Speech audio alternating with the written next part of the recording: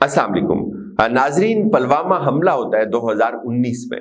फरवरी 2019 में जब ये हमला होता है और इसके ठीक कुछ माह बाद यानी अप्रैल के अंदर इलेक्शंस होते हैं पूरे हिंदुस्तान में। बीजेपी की जो पार्टी है, मोदी की पार्टी, वो हुकूमत बना लेती है और इस हमले का इल्जाम पाकिस्तान के ऊपर लगाया जाता है बगैर किसी सबूत के, बगैर किसी तहकीक के। लेकिन अब हिंदुस्तान के अंदर से एक बड़ी ताकतवर आवाज उठती है सुखजिंदर सिंह रंधावा की सूरत में, और वो ये इल्जाम लगाते हैं कि मोदी ने ये हमला खुद प्लान करवाया था। इसके बाद कोराम मच जाता है और ये क्या कहते हैं सुखजिंदर सिंह रंधावा, ये एग्जैक्टली वही बात करते हैं जो पाकिस्तान बरसों से कहता है। जो सुखजिंदर सिंह रंधावा है ये बात करते हैं कि क्या जो 2019 फरवरी में पुलवामा हमला हुआ था जिसमें उनके फोर्सेस के बहुत सारे लोग मारे गए थे, क्या वो मोदी ने कहीं ऐसा तो नहीं है कि वो खुद एक ड्रामा रचाया गया हो इलेक्शन जीतने के लिए? और ये क्या अजीब इत्तेफाक होता है कि वो इलेक्शन मोदी पाकिस्तान की नफरत के ऊपर लड़ते हैं और वो इलेक्शन जीत जाते हैं, और जो उसमें पुलवामा हमला होता है वो एक कैटलिस्ट का रोल अदा करता है पाकिस्तान के अंदर, पाकिस्तान के ऊपर इल्जामात की सूरत में और पाकिस्तान के खिलाफ नफरत की सूरत में। लेकिन अब कुछ ऐसी तवाना आवाजें हिंदुस्तान के अंदर से उठ रही हैं जो ये हकायक जानना चाहती हैं कि जो उस वक्त की इंक्वायरी रिपोर्ट थी वो आज तक क्यों मंजर आम के ऊपर नहीं लाई जा सकी। और ये क्या इत्तेफाक है कि उस हमले के बाद मोदी की जो सियासी जमात है वो इलेक्शन जीत जाती है, और मोदी तो हमेशा ये दावा करते थे कि हम पाकिस्तान के अंदर घुस के मारेंगे, लेकिन यहां अगर ये पाकिस्तान ने हमला किया है तो ये कैसे मुमकिन हुआ कि पाकिस्तान ने घुसकर उनके अंदर घुसकर उनको मारा?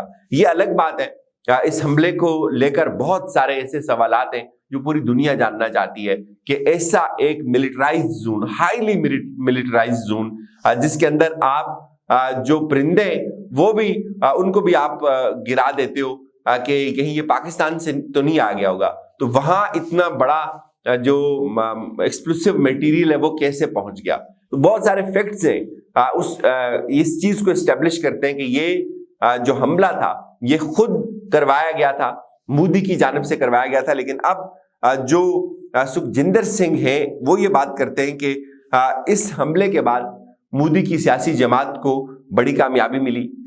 इस हमले के बाद जो नरेंद्र मोदी है वो एक ताकतवर और एक पॉपुलर लीडर बन के उभरा, और इस हमले की इंक्वायरी रिपोर्ट आज तक पब्लिक क्यों नहीं हो सकी। और वो ये बात भी कहते हैं कि अभी जो आपने देखा होगा हिंडनबर्ग जो स्कैंडल आया था जिसमें गौतम अडानी जो थे उनके हवाले से एक बड़ी करप्शन के ऊपर सवालात उठाए गए थे। क्या वजह है कि मोदी दोबारा ऐसे ही लोगों को ऊपर लेके आते हैं? ये सवालात अब हिंदुस्तान के अंदर से भी उठना शुरू हो गए। बहरहाल ये जो पुलवामा हमला है, पाकिस्तान का मौक़िफ़ पूरी दुनिया के ऊपर इससे पहले बारहा आया हो चुका है कि पाकिस्तान इस तरह की एक्टिविटीज से पाकिस्तान का कोई ताल्लुक नहीं है। हालांकि हकीकत ये है कि पाकिस्तान के पास हिंदुस्तान के भेजे हुए कुलभूषण यादव की सूरत में उनके अपने एजेंट्स मौजूद हैं, लेकिन हिंदुस्तान के पास ऐसा कोई प्रूफ मौजूद नहीं है। लेकिन उसके बावजूद भी वो पूरी दुनिया की आंखों में धूल झोंकता है, ना सिर्फ पूरी दुनिया की आंखों में बल्कि अपने शहरियों को भी बेवकूफ बनाता है।